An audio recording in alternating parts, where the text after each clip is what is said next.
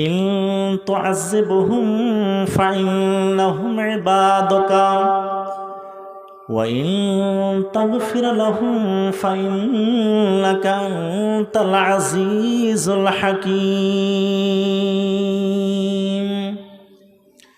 হে রব্বে করিম, পরওয়ারদিগার আল্লাহ, তুমি যদি এই লোকগুলোকে সাজা দাও, শাস্তি দাও, তা এগুলো তোমারই বান্দাকে শাস্তি দেওয়া হবে, সাজা দেওয়া হবে।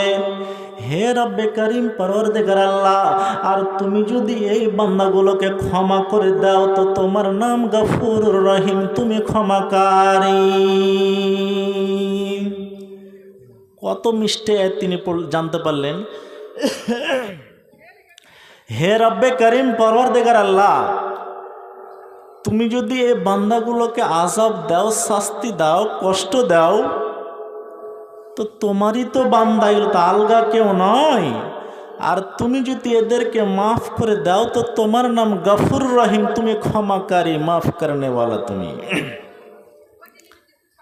এই আয়াতটা যখন সারমর্ম তিনি জানতে পারলেন, কতবার তিনি পড়লেন, তো হাজিহি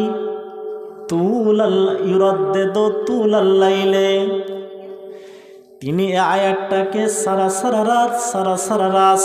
রাত পড়তেই থাকলেন। ইন তুআযিবহুম ফাইন্নাহুম ইবাদুকা ওয়া ইন তাগফির লাহুম ফাইন্নাকা আনতাল আজিজুল হাকীম।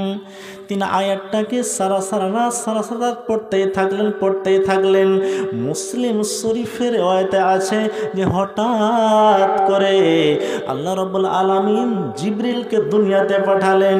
হে জিবরিল, যাও আমার নবীর কাছে যাও, আর আবার নবীর কাছে গিয়ে বলো তোমার নবী উম্মতি উম্মতি উম্মতি বলে কেন চেঁচাচ্ছেন, কিসের জন্য পেরেশান হয়ে আছেন। জিবরিল এলেন। জিবরিল আসার পর নবীকে বলছেন, হে নবী, তোমার ব্যাপার কি? আপনার টেনশন কেন করছেন? কি আপনার হয়েছে? আপনার ব্যাপারটা কি হয়েছে বলেন। জিবরিল এলেন। আসার পরে নবীকে বলছেন, কি ব্যাপার, আপনি এত পেরেশান কেন, বেচैन কেন, এত টেনশন কেন হয়েছেন? তো তিনি বলছেন কি, রব্বে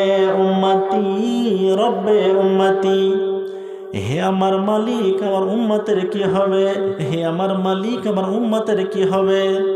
এই উম্মতি কথাকে নিয়ে তিনি সারা রাত ভাবছেন আর পড়ছেন, সারা রাত।